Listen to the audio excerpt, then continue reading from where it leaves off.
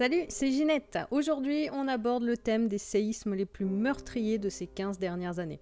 Alors avant de commencer, on va déjà expliquer un petit peu ce qu'est un séisme. Comme son nom l'indique, un tremblement de terre est une secousse du sol. Elle est due à une libération brutale d'énergie entre deux plaques tectoniques. La chaleur stockée à l'intérieur de la Terre remonte à la surface en créant des courants de convection sous l'effet desquels les roches magmatiques entrent en mouvement, entraînant les plaques.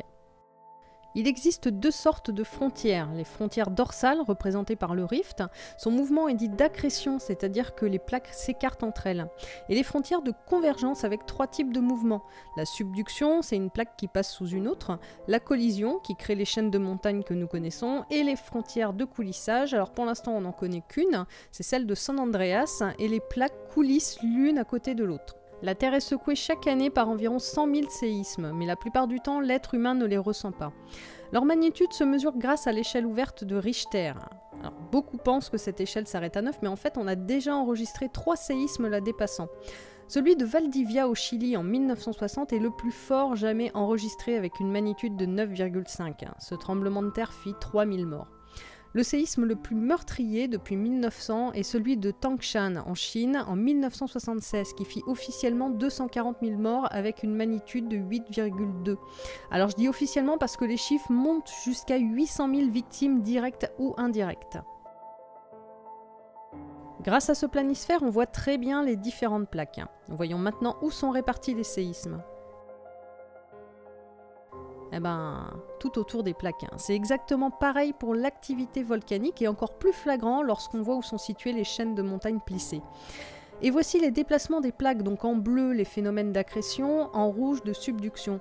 Les chiffres que vous voyez correspondent à la vitesse en centimètres par an. En France, lors du XXe siècle, on ne compte que très peu de séismes notoires, seulement 4 en fait, dont le plus meurtrier date de 1909 avec 46 victimes. Mais depuis 2002, l'activité sismique en métropole s'accélère. Déjà 12 tremblements de terre sont répertoriés, sans faire ni victimes ni dégâts majeurs. Le dernier date d'avril 2016 près de La Rochelle avec une magnitude de 5,2. Depuis des années, j'entends dire qu'un jour, la région de Nice sera frappée par un énorme séisme. D'après quelques spécialistes, c'est totalement faux parce que nous ne sommes pas sur une frontière de plaques. Donc les magnitudes sont beaucoup moins élevées et c'est ce que l'on constate dans ces derniers séismes qui ont été référencés. En moyenne, on est sur du 5 ou 6 de magnitude. Mais quand même, quand on voit ce qui est arrivé en Italie avec la même magnitude, près de 300 morts, peut-être que Nice n'aura pas beaucoup de victimes parce que maintenant les nouvelles constructions doivent obligatoirement répondre à un plan parasismique. Mais les petites bourgades aux alentours, ça j'en suis moins sûre. Quant à celle que l'on craint depuis des années, la faille de San Andreas, le fameux Big One. Celle-là, on le sait, ça va faire très mal et on l'attend dans les 30 prochaines années à venir.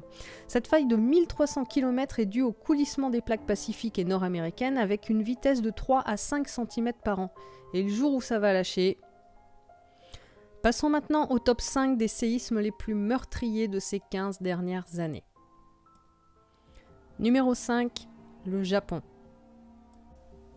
Le 11 mars 2011, à 14h46, un séisme de magnitude 9 dont l'épicentre se situe à 130 km à l'est de Sendai secoue les Japonais. La magnitude ressentie sur les terres est à 7. On estime qu'il y a eu très peu de victimes et de dégâts directement dus au séisme. Mais c'est sans oublier le tsunami créé par ce violent séisme. Lorsque des vagues de 30 mètres ont frappé la côte, s'enfonçant jusqu'à 10 km dans les terres, il entraîna la mort et la disparition de 18 079 personnes. Plus de 6 000 personnes furent blessées et 139 000 personnes ont perdu leur domicile. Il a également entraîné un accident nucléaire sur la centrale de Fukushima qui bien évidemment va engendrer sur le long terme de nombreuses autres victimes exposées aux radiations. Les pertes économiques sont estimées à 210 milliards de dollars.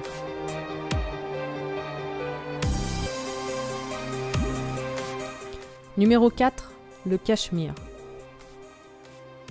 Le 8 octobre 2005, la zone du Cachemire englobant le Pakistan, l'Inde et l'Afghanistan est frappée à 9h52 par un tremblement de terre de magnitude 7,6. Il y a eu 79 000 morts, dont 97% au Pakistan, et plus de 100 000 blessés. L'aide humanitaire a permis de récolter près de 8 milliards de dollars. Numéro 3, le Sichuan.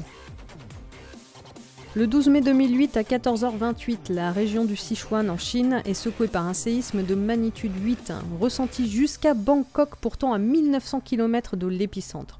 Cette catastrophe va engendrer 88 000 morts et disparus, 374 000 blessés et d'énormes dégâts matériels.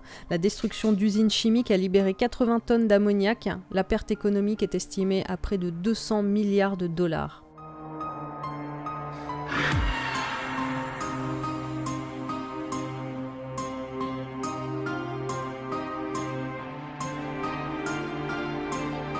Numéro 2. Haïti.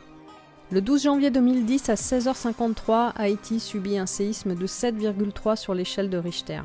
Les secousses vont durer 2 minutes 30. Je vous laisse juste compter les secondes en vous imaginant dans ce cataclysme. Son épicentre étant à seulement 25 km de la capitale Port-au-Prince, ce ne sont pas moins de 230 000 personnes qui vont décéder et 220 000 autres vont être blessées. L'aide humanitaire a permis de récolter pas moins de 10 milliards de dollars.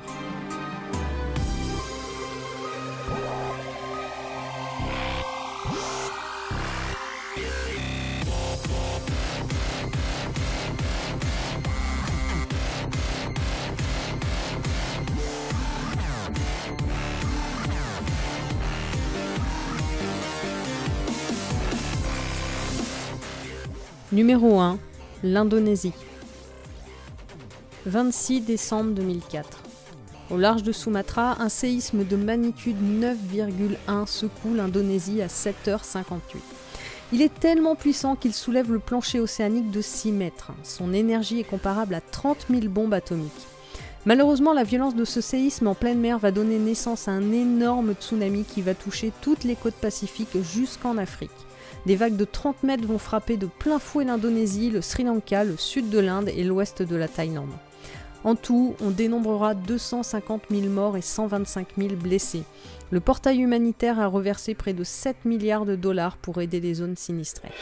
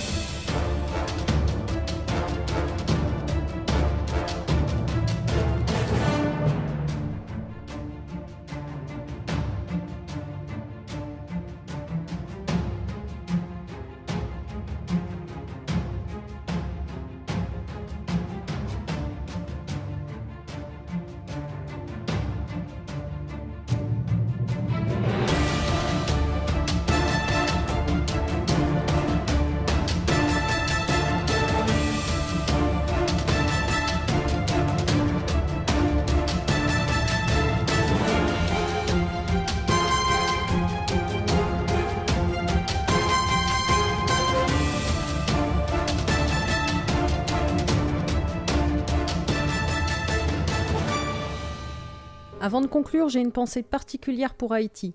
Il y a quelques jours, le pays vient de subir le passage de l'ouragan Matthew. Les chiffres ne sont pas encore officiels, mais on estime qu'il y a entre 500 et 1000 morts.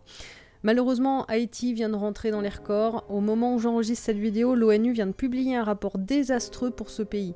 Il est le pays le plus mortellement touché par les catastrophes naturelles. Depuis 1996 et après avoir subi sécheresse, séismes, ouragans et j'en passe, on dénombre 1 350 000 décès dus à ces catastrophes. Voilà, j'espère que cette vidéo vous a plu. Déchaînez-vous sur le pouce bleu, ça m'aidera à gagner en visibilité. Abonnez-vous, partagez et je vous dis à très vite dans une prochaine vidéo. Ciao!